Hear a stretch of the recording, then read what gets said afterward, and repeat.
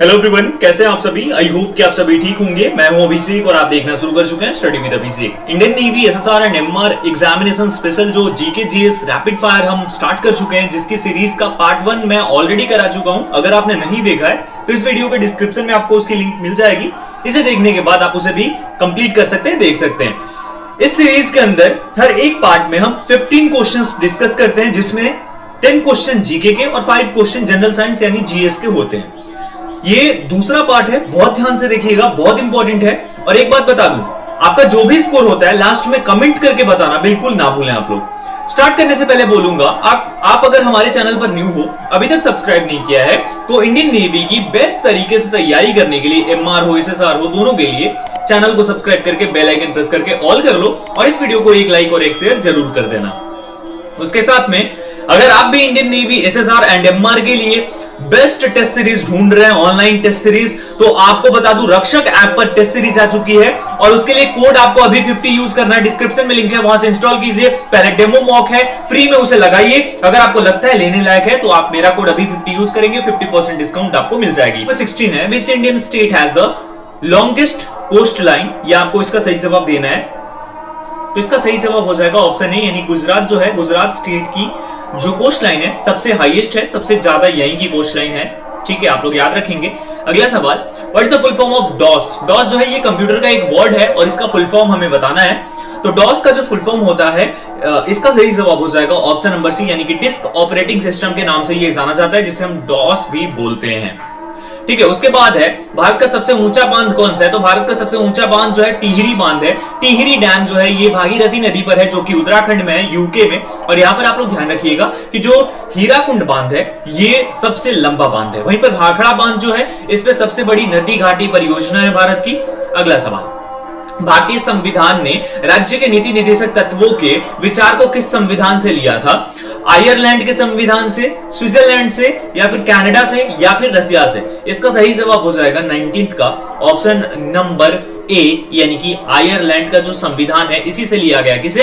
राज्य के नीति निर्देशक तत्व, यानी कि जो इंडियन कॉन्स्टिट्यूशन में directive principle of state policy है, ये आयरलैंड के संविधान से हमने लिया हुआ है। अगला सवाल है, who is called the flying Sikh of India. Bharat का फ्लाइंग सिख किसे कहा जाता है। कपिल देव को, मोहिंदर सिंह को, जोगिंदर सिंह को और मिल्खा सिंह को। इसका सही जवाब ऑप्शन नंबर डी हो जाएगा।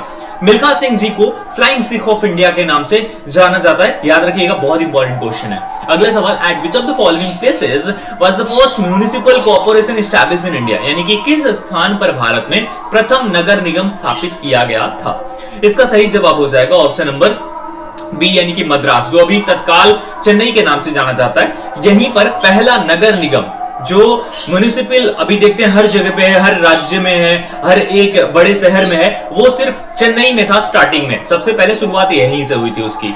ऑस्कर अवार्ड जो है किस फील्ड में दिया जाता है। ऑस्कर पुरस्कार किस क्षेत्र से संबंधित है। साहित्य से, राजनीति से, खेल से और फिल्म से। इसका सही जवाब हो जाएगा ऑप्शन नंबर डी यानी कि फिल्म से। और फिल्मों का सबसे बड़ा अवार्ड है ये, ध्यान रखिएगा, ये वर्ल्ड का सबसे बड़ा अवार्ड है फिल्म के सेक्टर में। अभी हाल ही में जिस मूवी को मिला है, भारत की पहली मूवी बन गई जिसे मिला है, उसके एक गाने को नाटू नाटू जो है RRR, इस मूवी को मिला है। ये आप लोग याद रखिएगा, करंट अफेयर से इंपॉर्टेंट है। वहीं पर बात करें अगर कि इसकी शुरुआत कब हुई थी, तो 1929 में, 1929 में इसकी शुरुआत हुई थी, पहली बार यह दिया गया था। आगे बात करें अगर 23 का, तो ये क्वेश्चन है कि कौन सा राज्य जो है मसाला उद्यान के नाम से जाना जाता है, भारत का मसाला उद्यान। तो इसका सही उत्तर हो जाएगा ऑप्शन बी, केरल जो है। केरला को भारत के मसालों का बगीचा, मसाला उद्यान, इन सभी नामों से जाना जाता है। काफी इंपॉर्टेंट क्वेश्चन है। और पिनराई विजयन यहाँ के मुख्यमंत्री हैं। यहाँ की कैपिटल तिरुवनंतपुरम है, ये भी आप लोग याद रखिएगा। और साथ ही साथ शांत वैली, जिसे पीस वैली के नाम से जानते हैं, वो भी यहाँ पर है। आगे, Where is the headquarter of UNESCO located? UNESCO का मुख्यालय कहां स्थित है। तो इसका सही जवाब हो जाएगा ऑप्शन नंबर बी यानी कि न्यूयॉर्क में जो है यूनेस्को का मुख्यालय लोकेट करता है। इसकी मुख्यालय जो है यूनेस्को में ही, न्यूयॉर्क में ही है। SMS का अर्थ क्या है, तो ये भी फुल फॉर्म पूछा गया है इंडियन नेवी के एग्जाम में प्रीवियस ईयर में। तो यहां पर इसका सही जवाब जो हो जाता है वो हो जाएगा ऑप्शन नंबर सी यानी कि शॉर्ट मैसेजिंग सर्विस या फिर शॉर्ट मैसेज सर्विस, दोनों नामों से इसे जाना जाता है। ये आप लोग याद करके रख लेना। चलिए अब बात करते हैं, यहां पर साइंस का क्वेश्चन है। इसमें क्या है, कौन सा मुख्य कारक है जिसके कारण भोजन जल्दी ही प्रेशर कुकर में पक जाता है? तो इसके पीछे का जो रीजन है वो ये है कि जो दाब है उसके अंदर वृद्धि हो जाती है, प्रेशर में इंक्रीज कर देता है, तभी तो प्रेशर कुकर बोला जाता है। तो प्रेशर को इंक्रीज करते ही दाब में वृद्धि होगी और इसीलिए प्रेशर कुकर में जल्दी पक जाता है भोजन। अगला सवाल, किसी पिंड पर कार्य करने वाले त्वरण गुरुत्वाकर्षण के गुण के कारण किसी पिंड पर लगाए गए बल को क्या कहा जाता है?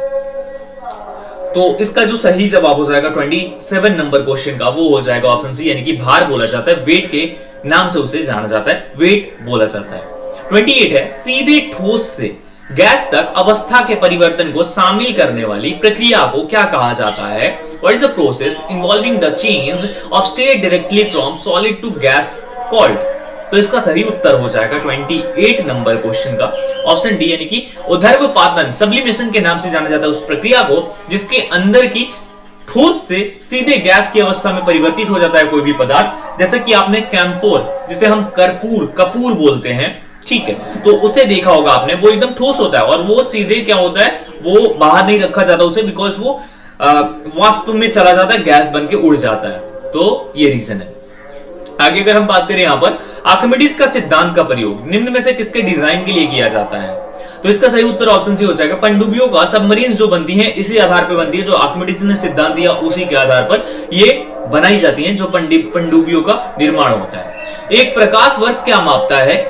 What does a light year measure? दूरी, चाल, ऊर्जा और वजन किसे मापता है? तो प्रकाश वर्ष जो है ये एक दूरी की इकाई है, डिस्टेंस की इकाई है। प्रकाश वर्ष से आमतौर पर हम कुछ और निकाल लेते हैं इसका मोटिव या मतलब, लेकिन यहां पर आपको बता दूं कि जो ये है ये डिस्टेंस की ही इकाई है, आप लोग याद करके रख लेना। तो ये 15 क्वेश्चंस थे जो कि हमारे रैपिड फायर के अंदर थे। होपफुली आपको ये पार्ट पसंद आया होगा। आप लोगों को और क्या चाहिए आप लोग कमेंट करके हमें बता सकते हैं। उसके साथ में आप हमें टेलीग्राम पर जरूर ज्वाइन करें, स्टडी विद अभिषेक, ये हमारा टेलीग्राम चैनल है जिसे आपको जरूर ज्वाइन कर लेना है। डिस्क्रिप्शन में इसकी लिंक मिल जाएगी। और उसके साथ में अग्निवीर नेवी के लिए आप जरूर इन प्रैक्टिस सेट्स को परचेज करें, काफी बेस्ट है। यहां पर आपको बता दूं 399 रुपीज प्राइस है इसकी, लेकिन आप हमारा कोड अभी 50 यूज करते हैं तो सिर्फ 200 रुपीज में आपको मिल जाते हैं मॉक टेस्ट। बहुत बेस्ट तरीके से तैयार किया गया एग्जामिनेशन पैटर्न के आधार पर, लेटेस्ट एग्जाम पैटर्न है, लेटेस्ट सिलेबस है, उसके आधार पर। तो जाइए, डिस्क्रिप्शन में लिंक है, पहले डेमो लगाइए, उसके बाद अगर आपको लगता है कि लेना चाहिए तो जरूर लीजिए। फिलहाल इस वीडियो में इतना ही, मिलता हूं एक और वीडियो के साथ। वीडियो को शेयर कर देना, लाइक कर देना, चैनल पर न्यू हो तो सब्सक्राइब कर देना। Thank you so much everyone, जय हिंद।